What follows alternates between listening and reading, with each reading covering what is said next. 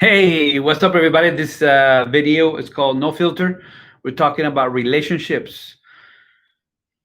This is one of my favorite ones that I do every week because I get to do it with my beautiful, talented, incredible, amazing wife who has won the last time I won, but the first three times you won Oh, the joke? in the dad joke, The yeah, joke? and the dad joke. And I'm a very competitive person. I don't like losing. So if you guys don't uh, pick me today, I'm going to lose my mind.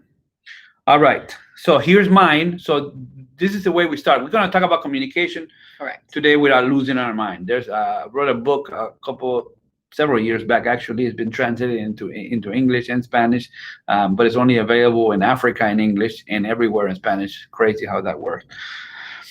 And in that book, I talked about communication. Today, we're going to share two tips. In the following video, we're going to share another two tips that Correct. work for us. Even though we're not perfect in this area, we Mm. discover some things that can be beneficial to you. Correct. But before we do that, we have to tell you a dad joke, and you have to pick which one is the best one. Here's mine. If a child refuses to sleep during nap time, are they guilty of resisting arrest? Yes, works. Fantastic, right? Isn't it like a classic dad joke? Are they guilty of resisting arrest? Right? Get it? Yeah. All right. Good, good. All Thumbs right. up. All right, here's mine. Did you know that the first French fries were not made in France? They were not actually cooked in France. No. They were actually cooked in Greece. That's a mom joke. Okay, I definitely won. If you guys pick her again, then I'm gonna have serious doubts about you and your moral character. So let's jump right in. There's Okay. two things that we want to share today, two principles. You start with the first one, I'll join in. All right. So the first one is one that is probably the one that I struggle with the most and the one that I frustrate my husband with the most. This is the one that I've had to really, really work on. So I don't mind sharing this with you guys, and I still work on it. And that is do not interrupt. It's probably one of the keys to good communication. Mm-hmm. Basically what happens, and I know how I feel when somebody interrupts me. I get a little frustrated, and Roger, I'm sure you feel this way. Mm-hmm. When I interrupt you, basically what I'm telling you is, hold up. What you have to say is not as important as what I've got to say. Correct. And so by doing that, by interrupting somebody, we're basically shutting them down and saying, what you're saying is not important. Let me fix it up, or let me tell you something. I want you to hear from me now. And that's not cool. Nobody wants to feel like what they've got to say is not important. And sometimes it's not even like in an argument or like, hey, you're bringing something up. Sometimes somebody is talking and they're telling a story, and then you interrupt and change the topic to something else, and you start talking about something else. Yeah. Basically, you just told that person, hey, that wasn't interesting enough to listen to. And that's a big issue. That really is a communication breaker. So definitely, I think one of the most important things is listen and try and do not interrupt. One of the best counsels that I was given on this specific topic is to listen. It's easier said than done, right? But Correct. listen to understand, not to respond. Mm-hmm. So while Kathy's weakness or weak area is to interrupt, my weak area is for me. As I'm listening, I might not interrupt as much, but as I'm listening, I'm thinking about weakness in her argument, things that I could make sure that she understands that I'm right in, and I'll wait to the end, and then my temptation will be to just say those things.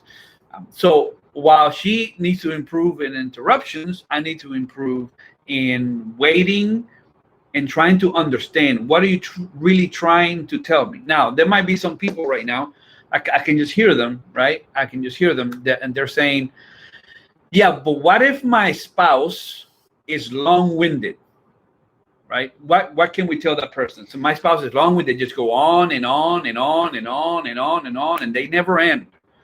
So that's one issue. They're long-winded. You basically just need to politely tell them, raise your hand or say, hey, excuse me, can I just clarify that I'm understanding what you're saying? Or can you say that again, or repeat what they have said? And at that point in time, just say, am I understanding you correctly? Not jump into, defend, stand up for, compete, combat what they've just said.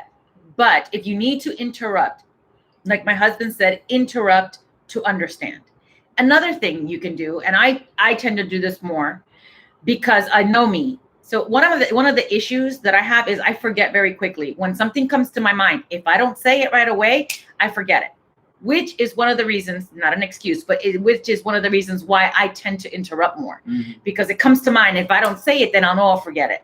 So for me, and Roger knows, I politely, take my phone and I start writing a text to myself, writing down some notes, some things that I want to say or that, have come to my mind that I'm thinking about. And I try to listen more, not interrupt as much, but it's like me kind of taking notes to just try to get back and understand everything, since I have the tendency to interrupt so often. Yeah, and that's very good, because it's not an interruption to ask for clarification. Correct. Right? It's not an interruption. When I do counseling, and sometimes we do it with my wife, when we talk to couples, we do marriage counseling. There are very few emotions that are more powerful than the emotion of feeling heard. That's true. Like, I feel heard. Yeah. Even if they don't agree with me, even if they have a totally different viewpoint, but to just reject me outright, to interrupt me, to make me feel less than, to make me feel dumb because I came up with that idea. When people feel heard, even if you disagree, it's going to have a better, productive conversation and communication. I disagree tremendously in political views. I'm thinking specifically of a couple of friends of mine, and we disagree tremendously on political views. Sometimes I have other friends that I disagree with in religious views. There's friends that we disagree about whether the Cowboys are the best team in the world, which they are. But they give me the respect of like, hey, I don't see it that way, but let me understand your position. Instead of just that's so dumb, that's been proven wrong, that's just stupid, that's just a dumb idea.